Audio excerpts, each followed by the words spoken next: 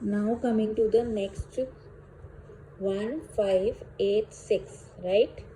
तो इसका divisibility bye 2 check करेंगे हम। तो क्या होगा, रूल कहता है कि अगर वंस प्लेस पे 0 हो, 2 हो, 4 हो, 6 हो, 8 हो तो डिविजिबल बाय 2 होता है, तो ये यस।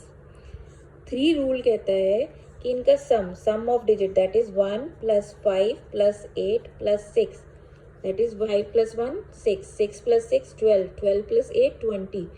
अगर इनका सम डिविजिबल बाय 3 है तो नंबर भी 3 से डिविजिबल होगा। तो 20 इज नॉट डिविजिबल बाय 3, तो answer is no, right. Then हम 4 के लिए चेक करेंगे। 4 का कहता है कि अगर 3 डिजिट या 3 डिजिट से बड़ा नंबर हो तो उसकी वंस और टेंस पे जो नंबर है उससे जो नंबर फॉर्म्ड होगा अगर वो डिविजिबल बाय 4 है तो नंबर भी 4 से डिविजिबल होगा। तो हमारा नंबर क्या बन रहा है 86, and 86 is not divisible bye 4, तो आंसर इज नो। 5 का रूल कहता है अगर वंस प्लेस पे 0 या 5 हो तो डिविजिबल होता है। हमारी वंस प्लेस पे क्या है 6, तो आंसर इज नो।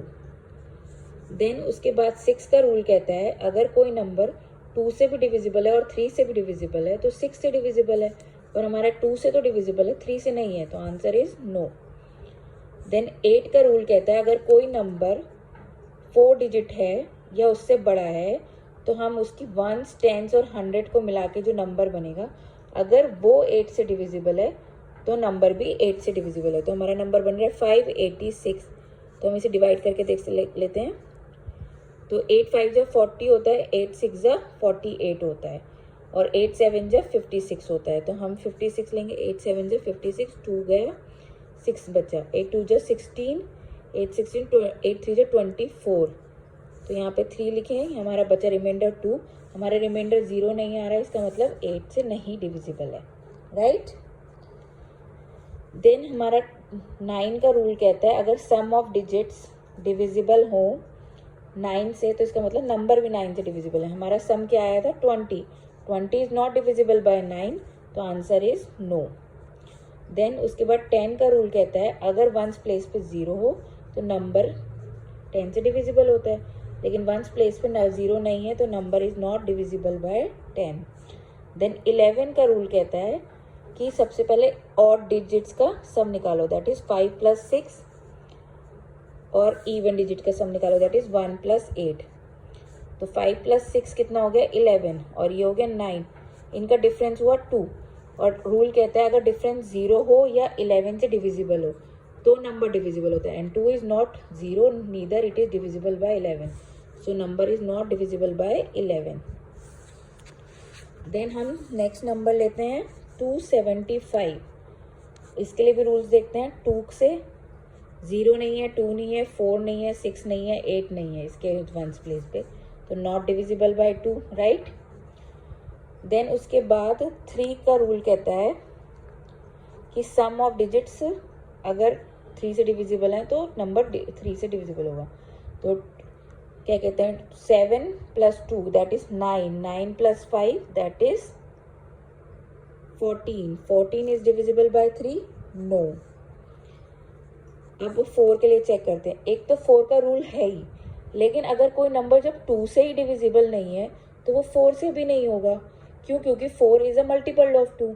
पर हम आप फिर भी चेक कर लेते हैं रूल के हिसाब से। रूल कहता है 75 should be divisible bye 4, 75 divisible by 4, right. तो 4 1 जा 4, यहाँ पे गया 3, तो और 4 8 से 4 जा 32, ये बचा रिमाइंडर 3, नॉट डिविजिबल बाय 4, ठीक है। देन 5 का रूल कहता है अगर नंबर 0 वंस प्लेस पे अगर 0 हो या 5 हो तो नंबर इज डिविजिबल बाय 5, तो आंसर इज येस। देन 6 का रूल कहता है अगर वो 2 से डिविजिबल हो, 3 से डिविजिबल हो तो 6 से डिविजिबल होता है, लेकिन ये दोनों नहीं है तो नो। देन 8 का रूल भी यही है कि जब कोई नंबर 2 से ही डिविजिबल नहीं है तो वो 8 से भी नहीं होगा, क्योंकि 8 is a multiple of 2, right. फिर भी हम चेक कर लेते हैं। 275 को अगर हम 8 से डिवाइड करेंगे, क्योंकि 3 डिजिट नंबर है और रूल 4 डिजिट से अप्लाई होता है, तो हमें डायरेक्ट करके देखना पड़ेगा। 8 2 जा 16, यहाँ से बचा 1, यहाँ से 8 3 जा 24, ठीक है। यहाँ से बचा 3, यहाँ से आया 5 और हमारा क्या कहते हैं 8 4 जा 32, तो हमारा रिमाइंडर बचा 3. It means it is not divisible by 8, right. Then 9 का रूल कहता है sum of digit should be divisible by 9. तो इसका सम क्या था हमारा 2 + 7 that is 9, 9 + 5 that is 14. 14 is not divisible by 9, तो आंसर इज नो. देन हम 10 का रूल के हिसाब से वंस प्लेस पे 0 होना चाहिए, दैट वहाँ पे है नहीं तो नो.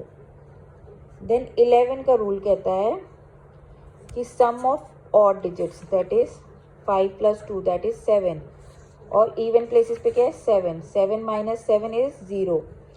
0 अगर इसका आंसर अगर डिफरेंस 0 हो या 11 से डिविजिबल हो तो नंबर 11 से डिविजिबल होता है. तो हमारा डिफरेंस क्या रहा है 0, तो इट इज़ डिविजिबल बाय 11.